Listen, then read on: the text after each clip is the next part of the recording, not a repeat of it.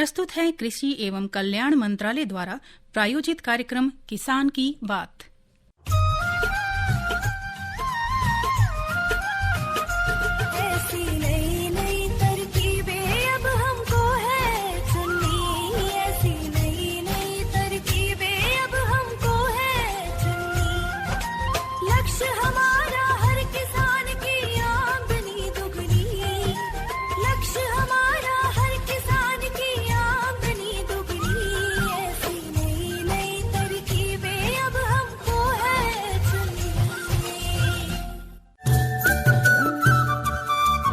इस कार्यक्रम के प्रायोजक है कृषि एवं किसान कल्याण मंत्रालय, भारत सरकार। प्रधानमंत्री किसान मान धन योजना। मिलेगा पेंशन का सहारा, कृषक ना होगा बेसहारा। जुड़ेगा खुशियों से नाता, कटेगा सुख से बुढ़ापा। सुरक्षित होगा अन्नदाता, सुरक्षित होगा अन्नदाता। प्रधानमंत्री किसान मान धन योजना से लघु सीमांत किसानों का भविष्य होगा सुरक्षित और 60 वर्ष की आयु से 3,000 रूपए मासिक पेंशन होगी सुनिश्चित। 55 रूपए से 200 रूपए की मासिक किश्त देकर प्रवेश कर सकते हैं। 18 से 40 वर्ष तक के किसान इस अंशदायक योजना में सरकार देगी बराबर का योगदान। सभी किसान भाई बहन इस योजना के लाभ के लिए जन सेवा केंद्र में जाएं और अपना निशुल्क नामांकन कराएं। प्रधानमंत्री किसान मान धन योजना, अन्नदाता के परिश्रम को संबल, पेंशन से सुरक्षित उनका कर। कृषि एवं किसान कल्याण मंत्रालय, भारत सरकार द्वारा जनहित में जारी। कार्यक्रम किसान की बात। हमारे सभी श्रोताओं का बहुत बहुत स्वागत है। मैं हूं अमित तेवतिया और मेरे साथ हैं रजनी। श्रोताओं, जैसा कि आप जानते हैं कि हम कार्यक्रम किसान की बात में प्रत्येक दिन अपने सभी श्रोताओं को ऐसी जानकारियां पहुंचाते हैं कि जो आज के इस आधुनिक युग में बहुत महत्व रखती हैं कृषि के किसी भी प्रकार से जुड़ने के लिए। चाहे हम खेतों खलियानों से जुड़ें, चाहे अभियंत्रिकी से जुड़ें, चाहे हम अन्य किसी क्षेत्र में काम कर रहे हैं, चाहे हम अन्न भंडारण की बात करते हैं, सिंचाई की बात करते हैं, सरकारी योजनाओं की बात करते हैं। जब ये बात मन में कहीं ना कहीं विचार करती है कि हमारे देश की जो अर्थव्यवस्था है उसकी रीढ़ कृषि है, तो मन होता है कि हम भी किसी ना किसी प्रकार से योगदान करें, इस रीढ़ को और मजबूत करें और भारत को विश्व की अग्रणी पंक्ति में लाकर खड़ा कर दें। जी बिल्कुल अमित जी, और सबसे पहले मेरे सभी श्रोताओं को रजनी का नमस्कार। और सबसे जरूरी बात यह है अमित जी यहाँ पर कि जो विषय हम आज लेकर आ रहे हैं और उस विषय से संबंधित जितनी भी जानकारी हम अपने श्रोताओं तक पहुंचाएं वो कम है, और इसके लिए हमारे पास फोन नंबर भी है। तो सबसे पहले अमित जी आप विषय की जानकारी दे दें हमारे श्रोताओं को। बिल्कुल, हम बताना चाहेंगे कि जो हमारे श्रोता हैं, जब हम बात करते हैं भाई हम पूरे वर्ष भर गेहूं की रोटी खाते हैं, लेकिन जैसे जैसे जब मौसम बदलता है, परिवर्तन होता है, तो मक्के की रोटी भी हम नहीं भूलते हैं। और जब बात मक्का की आती है, चाहे रोटी हो, भुट्टे सेक करके खाएं, मधुमक्का को उबाल कर कॉर्नफ्लेक्स के रूप में इस्तेमाल करें, पॉपकॉर्न, लैया आदि के रूप में जब भी हम मक्का का प्रयोग करते हैं तो तभी मन होता है कि हम इसके विषय में क्यों ना गहराई से जानें, अपने खेतों में हम इसकी कृषि करें और घर की ही मक्का का प्रयोग खाने पीने के इस्तेमाल में जैसे ही हम करते हैं तो क्यों ना किया जाए। इसी के लिए इसी चीज का ध्यान रखते हुए आज कार्यक्रम किसान की बात में हमने विषय रखा है खरीफ कालीन मक्का की उन्नत प्रजातियां और बिजाई। जी, विशेषज्ञ हैं डॉक्टर शंकर लाल जाट, जो कि प्रधान वैज्ञानिक हैं मक्का अनुसंधान संस्थान पूसा, नई दिल्ली में। और श्रोताओं आपको हम ये भी बता दें कि इस विषय से संबंधित कोई भी जानकारी, समस्या हो आपके पास तो आप हमारे फोन नंबर पर जरूर कॉल करें और हमारे विशेषज्ञ से राय लें, मशवरा लें, सलाह लें, ताकि आप अपनी समस्या को बिल्कुल जड़ से समाप्त कर सके। तो हम अपना फोन नंबर आपको बता दें। हमारा फोन नंबर है 011। दिल्ली वाले लोग के बाहर जो हैं लोग वो जरूर 011 लगाएं, और दिल्ली के अंदर है जो उन्हें 011 लगाने की आवश्यकता नहीं है। तो हमारा नंबर है 23421081। तो जुड़े रहिए हमारे साथ फोन कॉल के जरिए और सुनते रहिए किसान की बात कार्यक्रम। तो किसान की बात में हमारे जो विशेषज्ञ हैं डॉक्टर शंकर लाल जाट, सबसे पहला सवाल आपके लिए ये है कि ये जो समय है, मानसून आता है, आ रहा है कहीं, तो ऐसे में सबसे पहले हमें हमारे किसान भाइयों को ये बताइए कि जो मक्का है उसके लिए बिजाई का ये उपयुक्त समय है और ऐसे में हमें खेत की तैयारी कैसे करनी होगी। जी रजनी जी और अमित जी, जैसा कि किसान भाई पूरा एकदम शिद्दत से लगे होंगे कि जो मक्का की फसल है और बाकी सब अन्य फसलें जो खरीफ की है उनकी तैयारी करने में लगे होंगे, क्योंकि मानसून आने वाला है जी। और मानसून ऑन सेट हो गया है। लगभग आपको समय पर ही मानसून आएगा जिस समय पे उनकी बारिश होती है जी।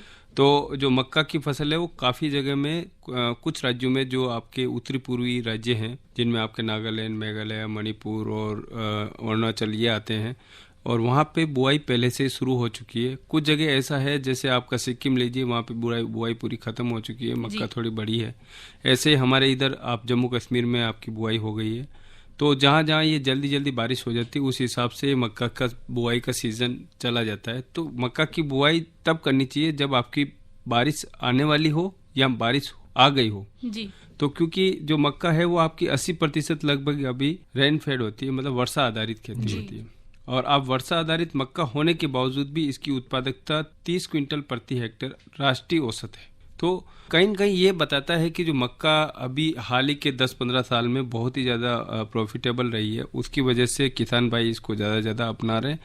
और उसमें एक मुख्य कारण ये है कि मक्का अभी खाद्यान्न फसल नहीं रही है, औद्योगिक फसल ज़्यादा बन गई है।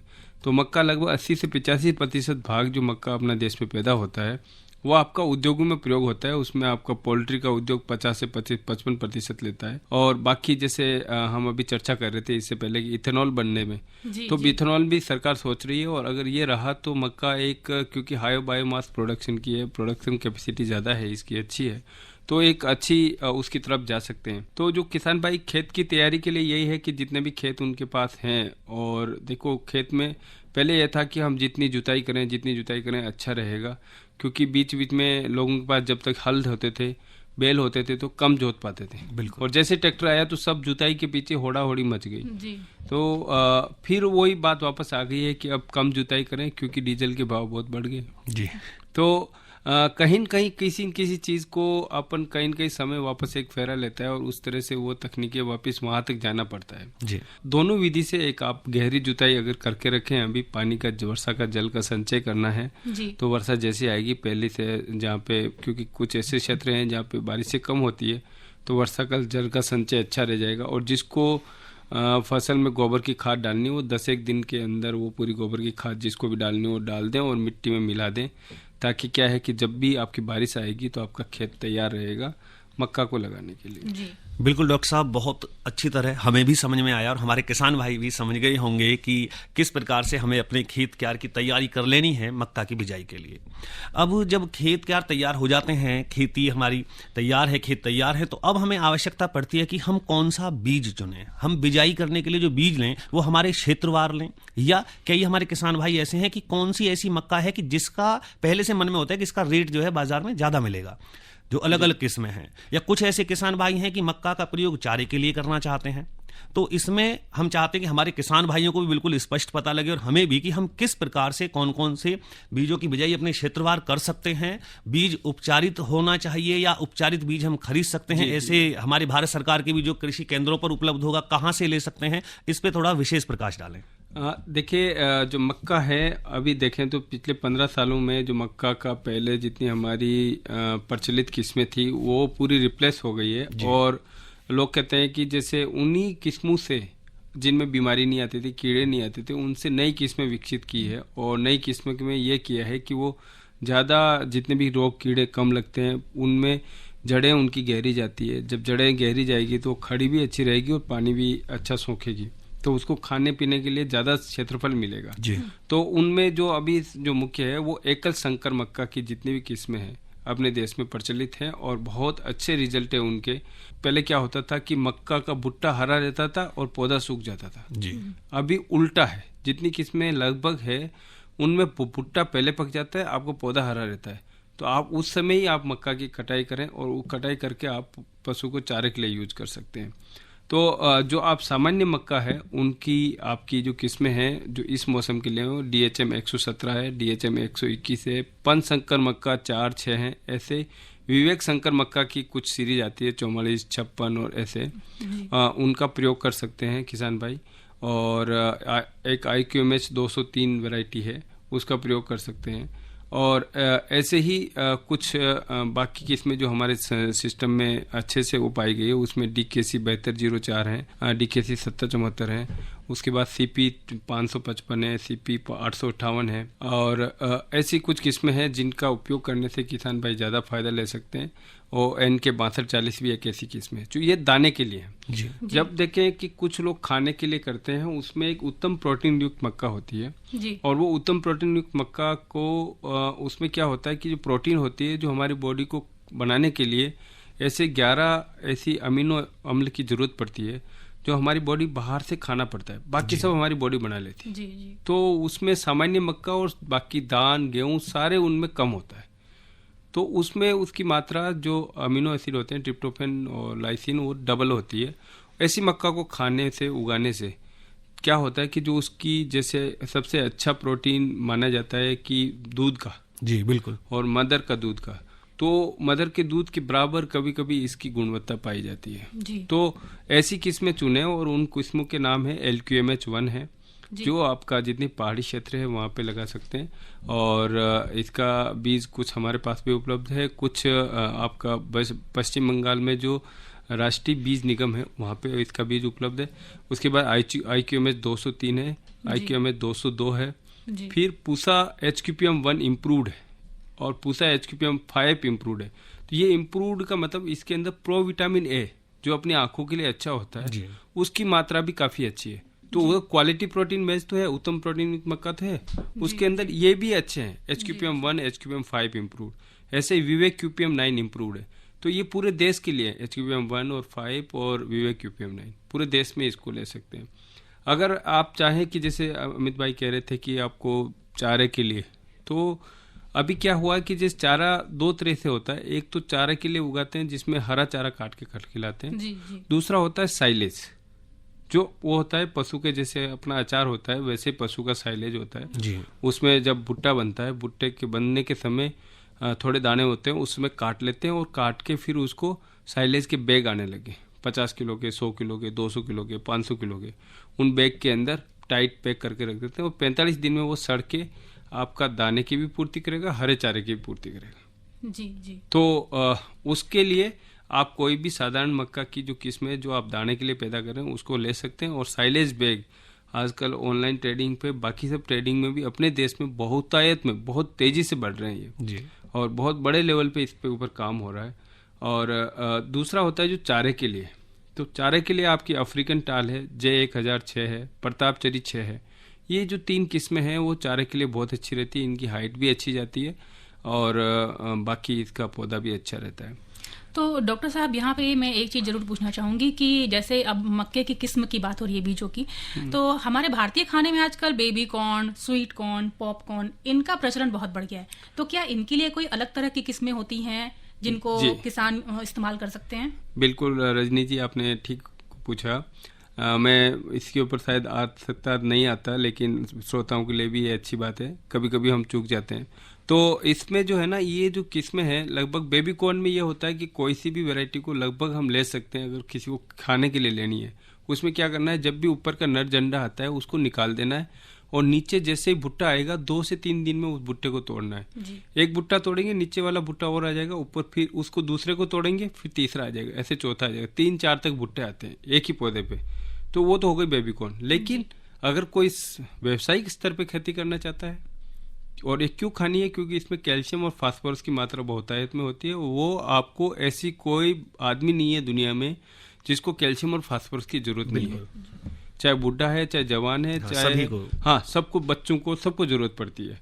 तो क्या है कि उसको आप बेबी कॉर्न को ऐसे कर सकते हैं। उसके अलावा बेबी कॉर्न की और वैरायटी है, LBCH1 है, LBCH2, 3 है, ऐसे ही Almora VL Almora baby corn 1, 2 है, और आपकी HM4 किस्म है, और एक G5414 किस्म आती है। इनका आप व्यावसायिक स्तर पर खेती कर सकते हैं। ऐसे स्वीट कॉर्न की कुछ किस्में हैं। स्वीट कॉर्न में क्या होता है, मिठासपन ज़्यादा होता है, अमित भाई ने भी जिक्र किया था उसमें। जी। तो उसमें क्या है कि आपकी किस्में होती है वो बिल्कुल स्पेसिफिक होती है। स्वीट कॉर्न में आप कोई भी दूसरी नहीं लगा सकते। तो स्वीट कॉर्न में आपकी मिष्टी है, और उसके बाद में शुगर 75 है, और अल्मोड़ा स्वीट कॉर्न 1, 2 है, पूसा सुपर स्वीट कॉर्न 1 है।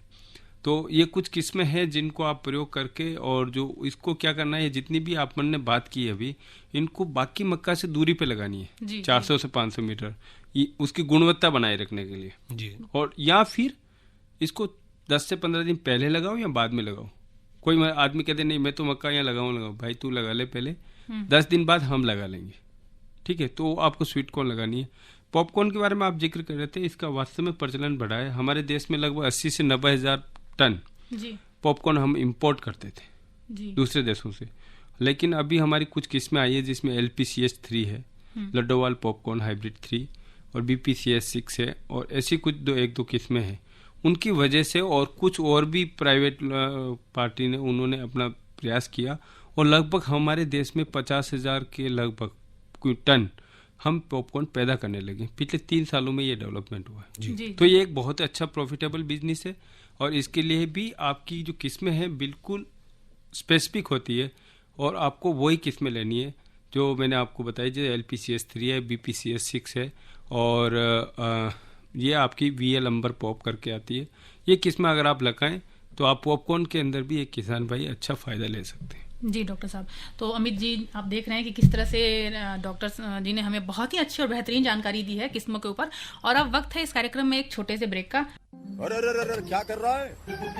इधर इधर इधर हम बोल रहे हैं तेरे बीजू का। उतला बोल रहा है? हाँ, पक्षियों से तो हम खेत को बचा लेते हैं, पर इन घातक रसायनों से कैसे बचाएं? मतलब? देख बेटा, तू जो ये अंधाधुंध रसायन मिलाता है ना, मिट्टी की सेहत बिगड़ने लगी है, और जब माटी ही कमजोर पड़ जाएगी तो उपज कैसे सेहतमंद होगी? अरे पहले ऐसा नहीं था।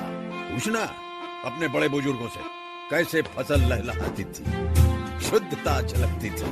हाँ, माटी भी तंदुरुस्त और लोग भी। अब पहली वाली बात कहाँ? पर अब तो सब यही डाले हैं। सब नहीं, आज भी लाखों जागरूक किसान परंपरागत विधि से फसल उगा रहे हैं, खर्चा कम और उपज की कीमत भी बेहतर पा रहे हैं। सच है? रे बेटे, एक्सपीरियंस से बता रहे हैं, धूप में बाल सफेद नहीं किए हैं। हाँ। ठीक है भाई, मैं भी आज से जैविक खेती शुरू करूंगा। माटी से प्रेम की परंपरा है, परंपरागत खेती। तो साथियों, आप सुन रहे हैं कार्यक्रम किसान की बात, और डॉक्टर शंकर लाल जाट स्टूडियो में उपस्थित हैं, जो कि जानकारी दे रहे हैं खरीफ कालीन मक्का की उन्नत प्रजातियां और बिजाई के विषय में। डॉक्टर साहब के साथ साथ हम भी कार्यक्रम किसान की बात में, और हमारी पूरी आकाशवाणी टीम लगी रहती है। कृषि मंत्रालय भी दिन प्रतिदिन किसानों की तरक्की के विषय में सोचता है कि कैसे इस आधुनिक युग में, इस महंगाई के समय में किसान को वो सभी सुख सुविधाएं मिलें, खेत खलियान खिलखिलाते रहें। और इसी को सोचते हुए सरकार भी गर्मी हो, सर्दी हो, बरसात हो, किसान के साथ कंधे से कंधा मिलाकर साथ देती है। हम बात कर रहे हैं, आप हमारा इशारा समझ रहे होंगे, कि अभी भारत सरकार ने खरीफ फसलों के लिए MSP यानी कि जिसे हम मिनिमम स्टैंडर्ड प्राइस बोलते हैं, वो घोषित कर दिए हैं। अब किस फसल के लिए कितना घोषित किया गया है, इसकी जानकारी हम आपको डॉक्टर YR मीना से दिलवा रहे हैं, जो कि एडिशनल कमिश्नर एक्सटेंशन कृषि मंत्रालय हैं। आइए इन्हीं से पूछते हैं न्यूनतम समर्थन मूल्य के विषय में। किसानों के हित में मोदी सरकार का एक और निर्णय। खरीफ विपणन वर्ष 2022-23 के लिए न्यूनतम समर्थन मूल्य घोषित किए गए हैं। आर्थिक मामलों की मंत्रिमंडलीय समिति ने इन न्यूनतम समर्थन मूल्यों को दी मंजूरी। फसलवार कितना वृद्धि की गई है इसमें न्यूनतम समर्थन मूल्य में, ये हम किसान भाइयों को बताना चाहेंगे। जैसे धान सामान्य, इसका 2040 रुपये किया गया है, तो पिछले गत वर्ष में जो था उसमें 100 रुपए की वृद्धि, यानी पहले 1940 रुपए था, जिसको 2040 रुपए प्रति क्विंटल किया गया है। इसी तरीके से धान ग्रेड A, इसका न्यूनतम समर्थन मूल्य वो बढ़ा करके 2060 कर दिया गया है, पहले 1960 रुपए था, यानी इसमें भी 100 रुपये की वृद्धि की गई है। उसी तरीके से ज्वार हाइब्रिड, जिसका न्यूनतम समर्थन मूल्य 2970 रुपए किया गया है, 232 रुपए की इसमें वृद्धि की गई है। ज्वार मालदंडी 2990 रुपये और 232 रुपए की इसमें भी प्रति क्विंटल वृद्धि की गई है। बाजरा 2350 रुपये इसका न्यूनतम समर्थन मूल्य किया गया है, और इसमें भी 100 रुपये की वृद्धि की गई है। इसी तरीके से रागी 3578 यानी 3578 रुपये, इसमें प्रति क्विंटल वृद्धि की अगर हम बात करते हैं तो 201 रुपये प्रति क्विंटल की वृद्धि की गई है पिछले वर्ष के मुकाबले। मक्का 1962 रुपये प्रति क्विंटल, और उस हिसाब से 92 रुपये की वृद्धि प्रति क्विंटल की गई है। तुअर 6600 रुपये यानी 6600 रुपये इसका न्यूनतम समर्थन मूल्य रखा गया है 2022-23 के लिए, इसमें भी प्रति क्विंटल 300 रुपये की वृद्धि की गई है। मूंग में 7755 रुपये यानी 480 रुपये प्रति क्विंटल की मूंग के न्यूनतम समर्थन मूल्य में वृद्धि की गई है। उड़द 6,600 रुपये न्यूनतम समर्थन मूल्य घोषित किया है सरकार ने, और इसमें भी 300 रुपये प्रति क्विंटल के हिसाब से वृद्धि की गई है। मूंगफली का न्यूनतम समर्थन मूल्य रखा है 5,850 रुपये, यानी 300 रुपये प्रति क्विंटल की वृद्धि दर्ज की गई है। सूरजमुखी बीज 6,400 रुपये प्रति क्विंटल रखा है, 385 रुपये प्रति क्विंटल की वृद्धि की गई है।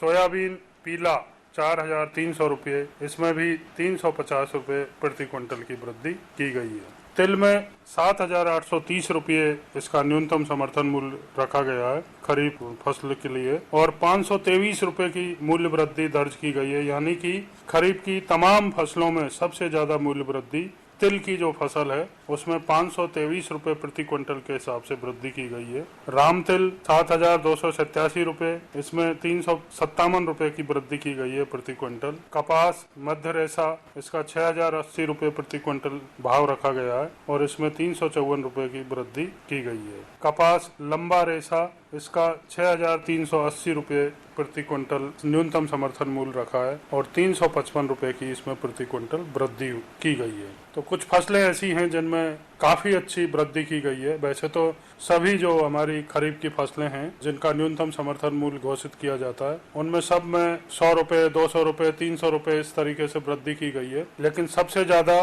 523 रुपये जो रखे गए हैं वो तिल में। दूसरा नंबर आता है मूंग का। मूंग में भी 480 रुपये प्रति क्विंटल के हिसाब से वृद्धि की गई है। तो किसान भाइयों के लिए एक बहुत अच्छी खबर है। खरीफ की फसलों का सीजन अभी आने वाला है। पहले ही न्यूनतम समर्थन मूल्य घोषित कर दिए जाते हैं, जिससे किसान भाई अपना निर्णय ले पाए कि उनको कौन सी फसलों की ओर जाना है और कितने खेतों में कौन सी फसल लगानी है। तो ये पहले से पता होता है कि आने वाले वर्ष में जो हम पैदावार लेने वाले हैं खरीफ की, उसके जो पैदावार होगी उसका कम से कम इतना भाव किसानों के लिए रहेगा। और अगर बाजार में ज्यादा भाव मिलता है किसी भी खरीफ फसल का, तो किसान भाई आसानी से बाजार में उसको बेच सकते हैं। तो एक तरीके से ये बहुत अच्छा निर्णय है सरकार का, और सही समय पर लिया गया निर्णय है। किसान भाइयों को इससे काफी अपनी आमदनी बढ़ाने में मदद मिलेगी। मैं सरकार का भी धन्यवाद करना चाहूंगा कि उन्होंने आमतौर पर जो प्रमुख फसलें हैं खरीफ की, उन सभी में काफी अच्छी वृद्धि की है। और किसान भाइयों के लिए शुभकामनाएं देना चाहूंगा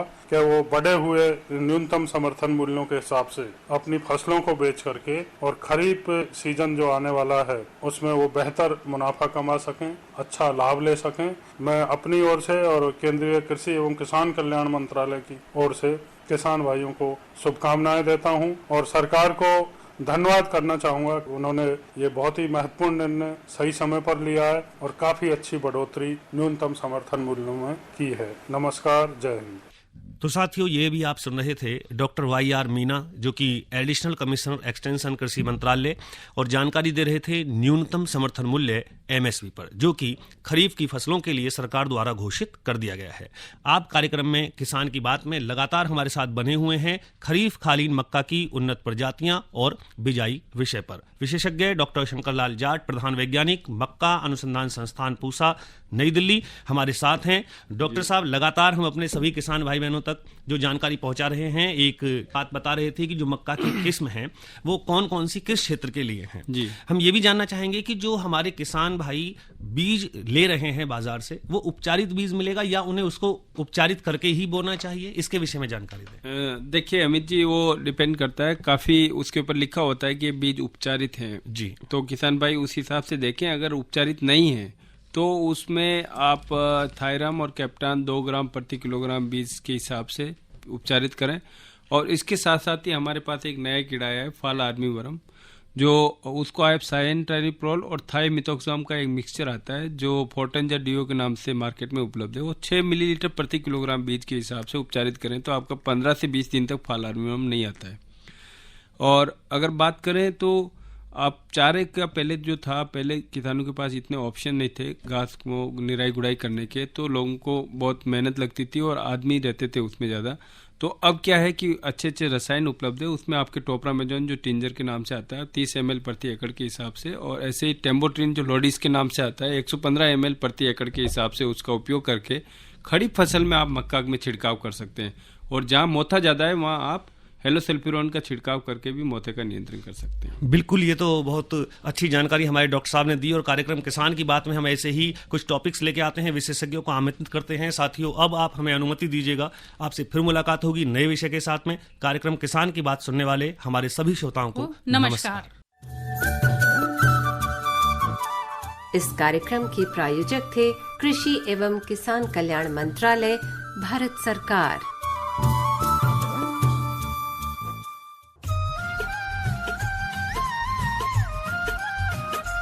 ऐसी नई नई तरकीबें अब हमको है चुननी, ऐसी नई नई तरकीबें अब हमको है चुननी। लक्ष्य हमारा